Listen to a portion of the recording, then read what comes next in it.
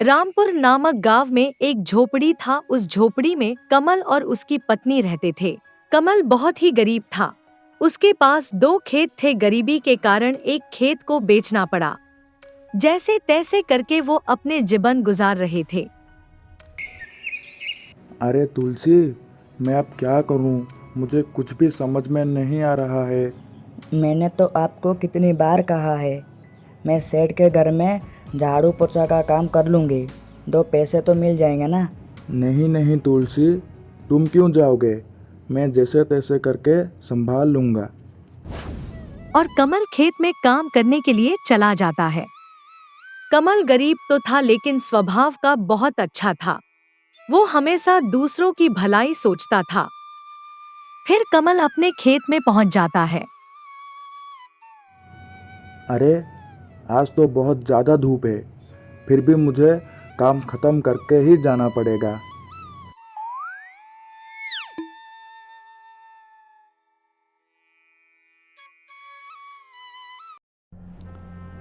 पता नहीं मैंने कौन से जन्म में कितना पाप किया था, जो इस जन्म में इतना कष्ट में रहना पड़ रहा है। 2 समय का खाना भी ठीक से नहीं मिल पाता, फिर भी सब कुछ उस ऊपर वाले के हाथ में ही है। हमें ईमानदारी से काम करना पड़ेगा और ऊपर वाले के ऊपर विश्वास करना पड़ेगा। अपने आप को दोष देने के बाद तुलसी खान बनाने के लिए चली जाती है। तुलसी मन ध्यान देकर खाना बनाती थी, इसीलिए उसकी हाथ का खाना बहुत टेस्टी होता था।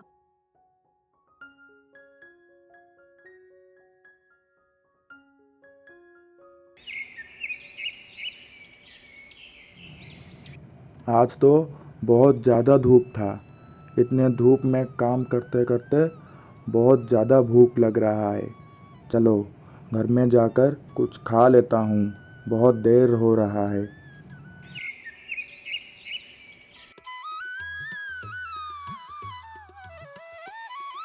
कमल अपने घर की तरफ चला जाता है। थोड़ी देर आगे जाने पर उसे एक बूढ़ी औरत दिखाई देती है। अरे माँ, आज तो बहुत ज़्यादा धूप था, फिर भी तुम यहाँ पर इतने धूप में क्या कर रहे हो? अरे बेटा, मैं तो एक भिखारी हूँ। मैं 2 दिन हो गए हैं कुछ भी नहीं खाया। ठीक है माँ, आप मेरे घर चलिए, कुछ खाकर आ जाइएगा। कमल और बूढ़ी औरत थोड़ी समय बात करते हैं। बात करने के बाद कमल बूढ़ी औरत को अपने घर ले जाता है।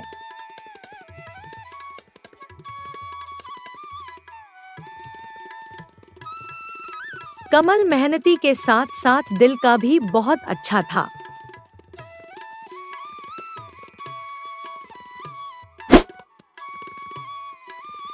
अरे तुलसी, ओ तुलसी। क्या हुआ जी? इतने ज़ोर से क्यों बुला रहे हो मुझे?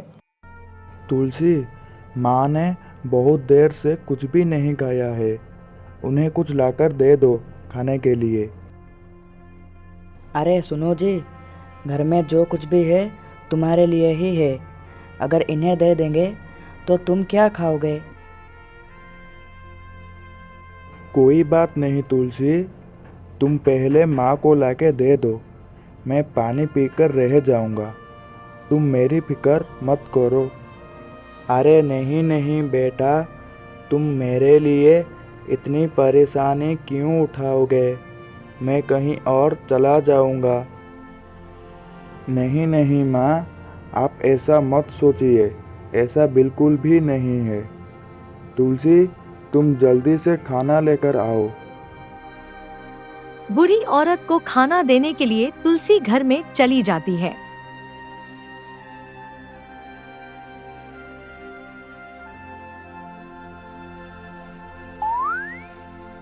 तुलसी खाना लेकर तो चली जाती है बूढ़ी औरत को देने के लिए, लेकिन उसके मन में कमल के लिए बहुत फिक्र रहती है। बूढ़ी औरत अपना मटका नीचे रख देती है। अरे बेटा, तुम इतने परेशानी में रहकर भी इस बूढ़ी औरत का मदद किया, मुझे पता है अब तेरा खराब समय चल रहा है, लेकिन तू फिक्र मत कर बेटा, तेरा बहुत जल्दी अच्छा समय आने वाला है। दूसरों का भला करने से खुद का भी भला ही होता है।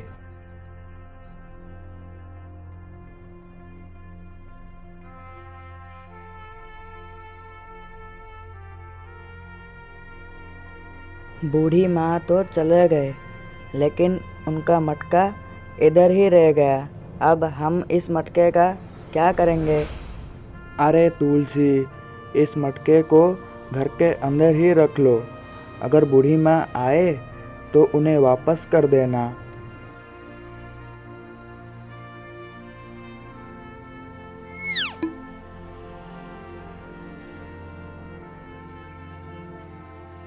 उस मटके को घर में लेकर रख देते हैं और कुछ देर के बाद दोनों मिलकर सो जाते हैं।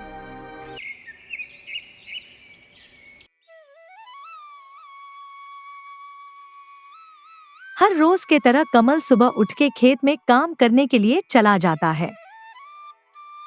तुलसी को उठने में थोड़ी देर हो जाती है और बाहर जाकर देखा तो कमल चला गया था और तुलसी भी खाना बनाने के लिए चली जाती है।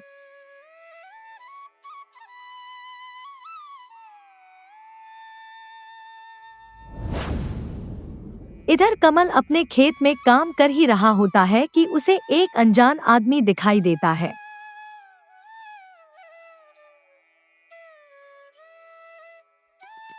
अरे भाई, बाजार जाने का रास्ता किधर से है? यहाँ से थोड़ा दूर जाने के बाद दायां मुड़ लेना। वहाँ पर एक गांव के पास ही बाजार है। ठीक है भाई, इतना धूप में भी तुम इतने मेहनत क्यों कर रहे हो? मेरा पत्नी और मैं, हम दोनों के खाने के लिए मैं इतना ज़्यादा मेहनत करता हूँ।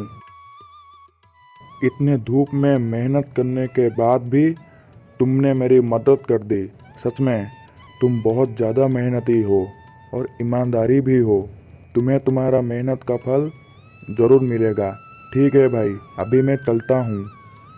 इतना कहकर वो आदमी वहां से चला जाता है और कमल को भी बहुत जोर से भूख लग रहा था, इसीलिए कमल अपने घर चला जाता है।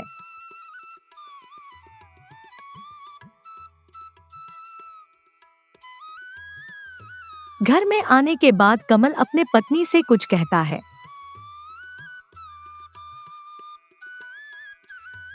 अरे तुलसी, इधर खड़े खड़े क्या कर रहे हो?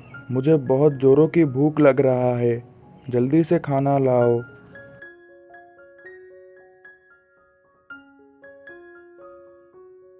तुलसी खाना लाने के बाद दोनों मिलकर खा देते हैं। खाने के बाद दोनों मिलकर कुछ बात करते हैं। अरे सुनो ना, वो माँ जी तो अब नहीं आ रहे हैं। उस मटके का हम क्या करेंगे? अरे तुलसी, उस मटके को इधर ही रहने दो, कुछ ना कुछ काम में तो आ ही जाएगा ना। कमल और तुलसी बात कर ही रहे होते हैं कि वो मटका एक सोने की मटके में बदल जाती है। कमल और तुलसी चौंक जाते हैं, फिर उनका भाग्य बदल जाता है। छोटे से झोपड़ी को हटाकर बड़ा घर बना दिया।